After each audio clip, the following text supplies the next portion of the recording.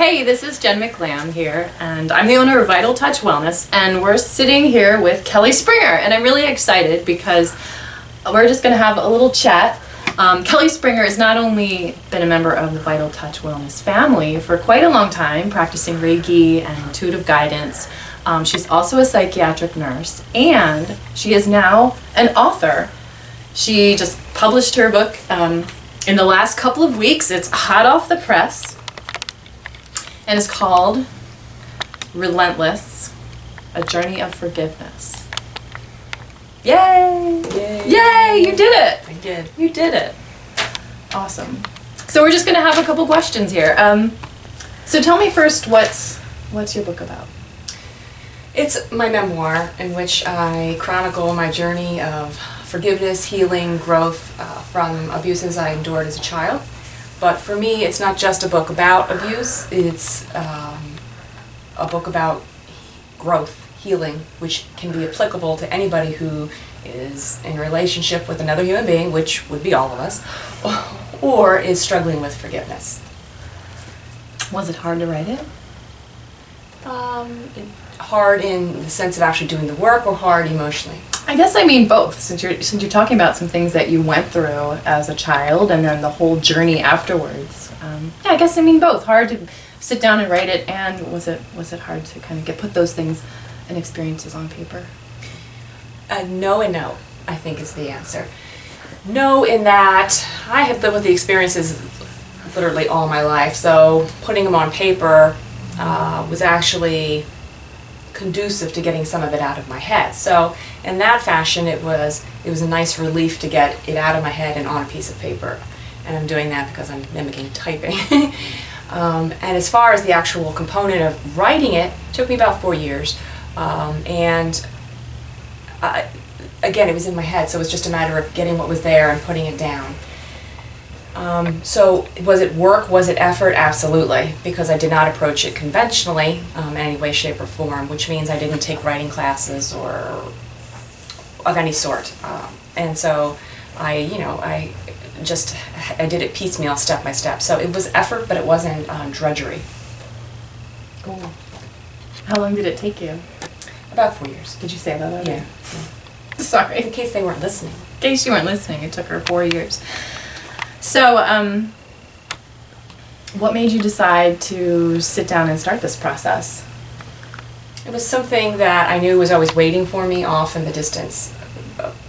Over, maybe when I was 20-some years old or so, I kind of got the inkling that I was going to eventually be writing a book, or could write a book. There was no shoulds that I had to, but I wasn't ready emotionally. I hadn't done enough healing.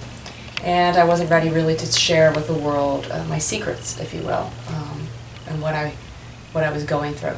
So I was in preparation for that period of time, for that 20-some years, and then I just got what I call the hit. I just knew it was time to do it. It kept nagging at the back of my head, nagging, and I finally said, okay, here I go. Wow. So now you have done it, and as you put it, you're sharing your secrets with the world. So, so I was curious, like, what is that like for you, to know now, like, put all of this out there for other people to read? Well, at times it's nerve-wracking, and I don't mean that I lay awake at night, but at times I think, oh geez, what did I do, you know? People that know me will now know me. But more prevalent for me is the sense that I'm doing what I'm meant to do, what I've come to do. And for me, part of what that means is authenticity. So one of my goals, when I say that this book isn't just for people who have been abused, one of my goals for my clients, for myself, and I think I would like it to be for all of us, is to live authentic lives. And part of what that means is being honest and truthful with whatever our emotions, experiences, and goings on are in life. And that's where we learn, that's where we grow, that's where we connect. So I basically, in my own mind, said, okay, you know, I'm going to go first. Here's my life, here's my heart. I put it out on these pages in the hopes that I can inspire others to do the same. Not necessarily in a book form, but however they may need to do that, to find their authentic expression. Wow. That's not easy. It's not easy to be authentic. Especially in the world, it's one thing to kind of be in your own space, your own home, or writing, doing whatever you're doing, but to actually put it out there in front of other people. Yeah, it's a whole nother level. But I'm hoping that others will be encouraged to do the same once they see that, you know, I've done it. Continue to do it. It's a never-ending process. It's not like you do it and, oh, well, I'm done with that. It's a lifetime commitment. So that you already answered one of my questions a little bit, which was like what you hoped your readers would get out of reading it. Is there anything else that you might wish for your readers? There's a lot of things. Every day I come up with something different that I think others people might be able to get out of it. In my heart, I wrote it for, this is the emotional component for me, I wrote it for the children that have been and are still being abused and whose story won't be told. And I feel not everybody in life has the resources financially, psychologically, emotionally, I was to say spiritually, but I mean in the family dynamics, etc., to be able to do what I've done in my growth and in changing the life I was given. So I'm doing it for them because I feel as if I owe them that. And then, again, I'm hoping just to give people a little dose of courage or whatever it is they need to step outside of their comfort zone and reclaim themselves. It's beautiful. And, you know, there's other things people will take out of it that is based on their own life. Which I have no control over, so, yeah. Is there any advice or guidance you'd like to offer to people who have suffered from abuse in their childhood and are maybe now living, you know, the after effects of it? Well, we have to get help, but the abuse is, not the abuse, the advice is for anybody, really. We all have stuff, and you don't have to have been abused to have stuff. And so I would encourage anybody, abused or not, to look at what their stuff is. And what that means is we have to take a look at the past so we can understand how it's impacting the present.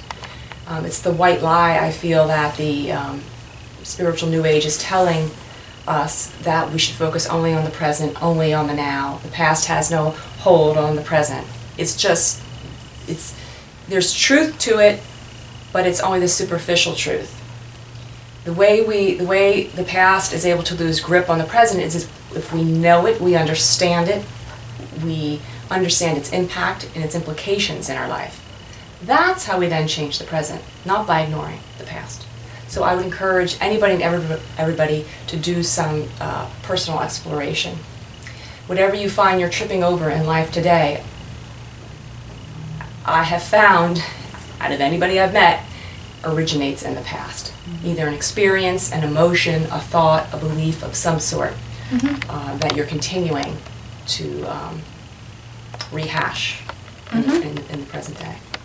Absolutely. Yeah. So, for those of you out here who feel intrigued by what we're talking about, how do people find your book? Well, it is on Amazon. They can type in my name or the title, which is Relentless, A Journey in Forgiveness. And my name is spelled Kellie with an I-E on the end, so that means Kellie, Springer is my last name. Or they can go to my website, which is a long and involved name, which Maybe I we will can put it up at the end of the video. Right, exactly. We'll put it up at the end of the video.